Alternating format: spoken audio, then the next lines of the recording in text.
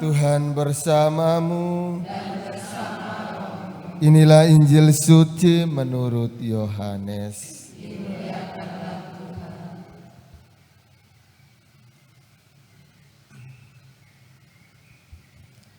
Sekali peristiwa, Yohanes berdiri di tempat ia membaptis orang di Sungai Yordan bersama dengan 2 orang muridnya. Ketika melihat Yesus lewat, Yohanes berkata, "Lihatlah anak domba Allah." Mendengar apa yang dikatakan Yohanes, kedua murid itu pergi mengikuti Yesus.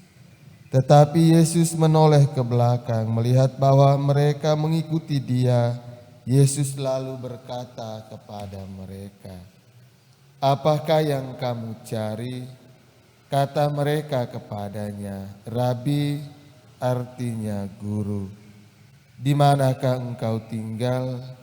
Yesus berkata kepada mereka, "Marilah dan kamu akan melihatnya." Mereka pun datang dan melihat di mana Yesus tinggal, dan hari itu mereka tinggal bersama-sama dengan Dia. Waktu itu kira-kira pukul 4.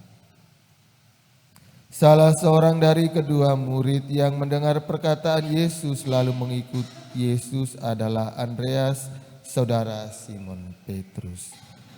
Andreas mula-mula bertemu dengan Simon saudaranya dan ia berkata kepadanya, "Kami telah menemukan Mesias," artinya Kristus.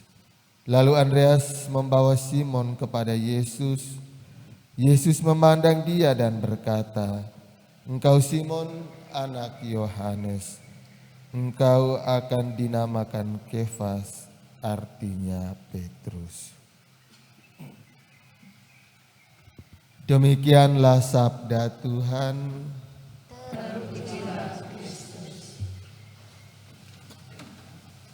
Suster, para oma dan opa, ibu bapa, anak-anak, saudara-saudari umat beriman yang dikasihi Tuhan. Surat bacaan pertama Rasul Yohanes membedakan antara perbuatan Allah dan perbuatan iblis. Anak-anak Allah itu berjuang untuk melakukan apa yang baik dan benar di hadapan Tuhan dan sesama. Sedangkan anak-anak iblis selalu berusaha untuk melakukan dosa, hal-hal atau perbuatan yang selalu bertentangan atau berlawan dan dengan hukum dan perintah Allah. Maka kita diingatkan, kita yang senantiasa setia berdoa rosario dan setia merayakan Ekaristi Kudus, perkataan dan perbuatan kita pun harus mencirikan bahwa kita anak-anak Allah, melakukan kebaikan dan kebenaran yang mendatangkan damai dan sukacita, bukan mendatangkan pertentangan atau pertengkaran di antara kita. Oleh karena itu,